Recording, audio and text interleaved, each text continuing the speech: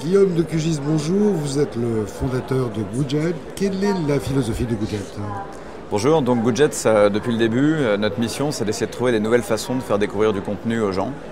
On l'a d'abord fait sur le mobile et là on est en train de lancer un nouveau projet qui s'appelle Scoop It sur le web et qui va permettre à tout le monde de devenir rédacteur en chef.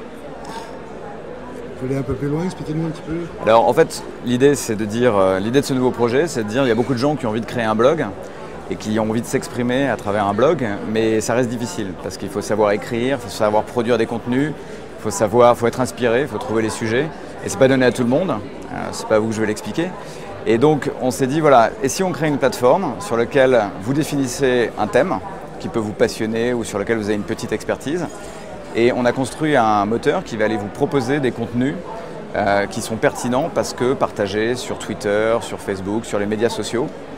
Et vous allez faire un travail de sélection et de mise en valeur de ces contenus, un peu comme un rédacteur en chef. Et vous allez créer votre petit magazine sur le web, un webzine, qui marchera aussi sur l'iPad et sur d'autres terminaux. Et vous faites ce travail et vous vous exprimez sur un thème, vous lui donnez votre propre vision, votre propre ligne éditoriale.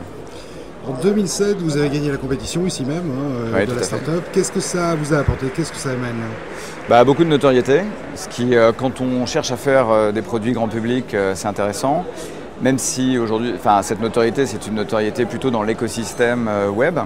Ce qui est intéressant, c'est que ça a sûrement contribué à nouer beaucoup de partenariats, nous permettre de lever de l'argent. On a fait 2 levées de fonds, la dernière de 6 millions d'euros en juin 2009. Donc c'est important. C'est important qu'il y ait des événements comme ça. Être aujourd'hui un chef d'entreprise, porter des projets comme les projets que vous portez vous, en France c'est facile. Dans le monde du web, dans le monde de l'internet? Moi je suis de ceux qui sont optimistes.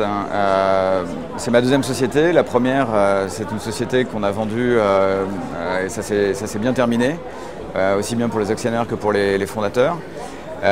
Moi je crois que la France a beaucoup de qualités. Après il y a un truc dont il faut être réaliste, c'est quand on parle de marché consommateur grand public sur la technologie, le plus grand marché c'est les États-Unis, il est incontournable.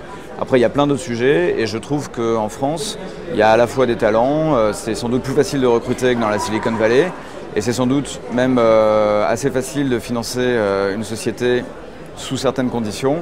En tout cas, je trouve qu'il n'y a pas de raison d'être défaitiste et de dire qu'en France c'est foutu. Donc vous ne prévoyez pas de départ pour la Californie, d'installation en Californie?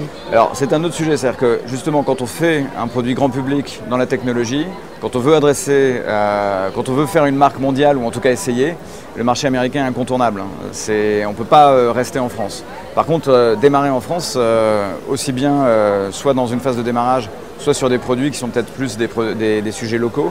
Il n'y a pas d'incompatibilité à ça. Et nous, de toute façon, si on met un pied aux États-Unis, ça sera un pied et la société restera une société française. Merci Guillaume. Merci.